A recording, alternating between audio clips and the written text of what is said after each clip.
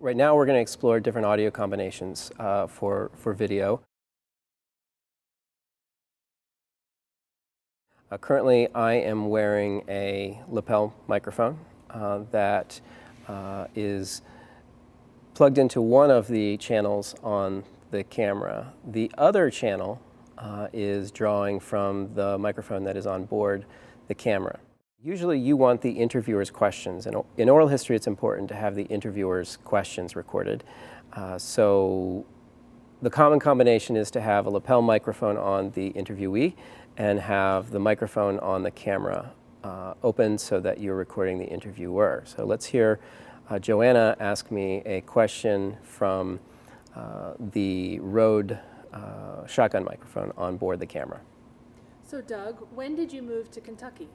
I moved to Kentucky in 1998. So you hear that I'm probably more prominent in terms of the levels. You'll probably hear a little, because the lapel microphone is closer to my mouth, where Joanna is probably about 2 feet, a foot and a half away from the microphone that's on board the camera.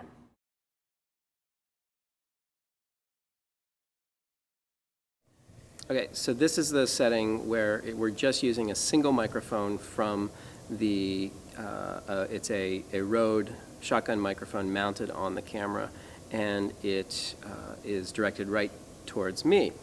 Now, you're going to hear a difference between this and the lapel mic simply because of the distance. You're going to hear more room noise, ambient noise, but it also will make a difference in terms of how you hear the interviewer ask a question. So let's hear Joanna ask a question. So Doug, when did you move to Kentucky? I moved to Kentucky in 1998. So you probably hear a difference there, you hear a difference there in terms of how Joanna's voice sounds compared to mine. Both of our voices are going to sound distant from the camera as opposed to the lapel microphone.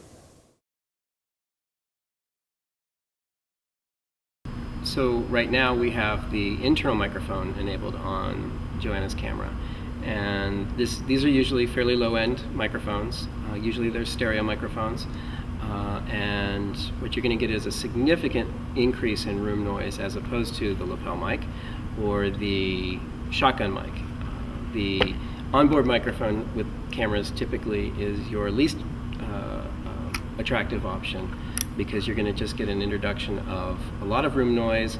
The sheer distance between myself and the microphone creates an effect where I am clearly more distant from an audible standpoint than, say, with a lapel mic or a shotgun mic, which really can zone in. So this is just the camera mic, and again, it's probably the least attractive option. If it's your only option, then you will try to optimize and figure out how best to work with that. But if you do have to use the on-camera option, you want to get as close to the interviewee as possible.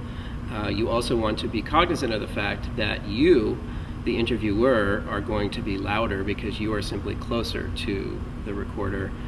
You also are going to hear a lot more camera handling noise. So if you have a camera person making adjustments, then that's going to be heard more than likely by the microphone.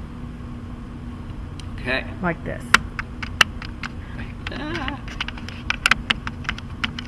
That's an example of handling noise that you get from an onboard microphone. You can even hear adjustments with focus and zoom that are going to be occurring with the onboard mic. So I try not to use onboard mics whenever I